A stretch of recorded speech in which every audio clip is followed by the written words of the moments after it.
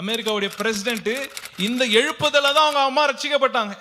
ஸ்காட்லாந்துல Lewis என்று சொல்லக்கூடிய ஒரு ஐலாண்ட், 2 வயதானவர்கள். அதுல ஒரு அம்மா பேர் என்ன, பெகி ஸ்மித். அவங்களுடைய வயது என்னன்னா 84 வயது. அவங்க முற்றிலும் குருடான ஒரு அம்மா. இன்னொரு ஒரு அம்மா பேர் என்னன்னா கிறிஸ்டின் ஸ்மித். அவங்களுடைய வயது என்னன்னா 82 வயது அவங்களுக்கு. அவங்க எலும்பெல்லாம் இதாகி ஆர்த்தரைட்டிஸ் வந்து முடக்கமா குனிஞ்சு நொறுங்கிதான் இருப்பாங்க.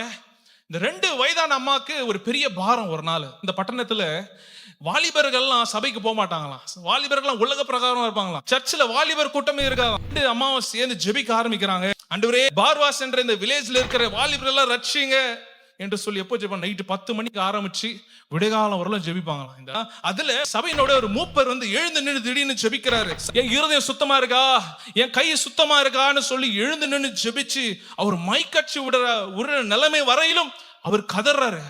ஜெபித்திருக்கிற வேலையில உடனே தேவோட மகிமை அந்த வீட்டை நிரப்பின. உடனே எல்லா வீடுலயும் லைட் எரிய ஆரம்பிக்குது. எல்லாம் தூங்கிட்டு இருக்கிறாங்க.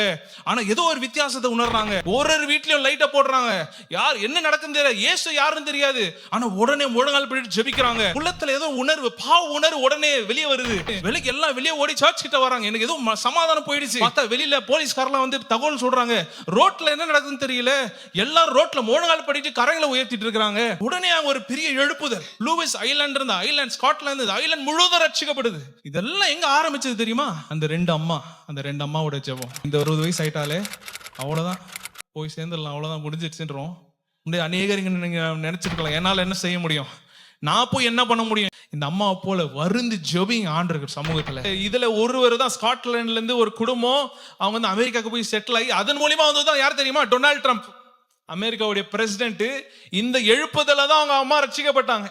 அந்த பைபிளை டொனால்ட் ட்ரம்ப் கிட்ட கொடுத்துருக்காங்க. இப்ப அந்த பைபிள் இன்னும் ஒயிட் ஹவுஸ்ல அவர் வச்சிருக்கிறார்.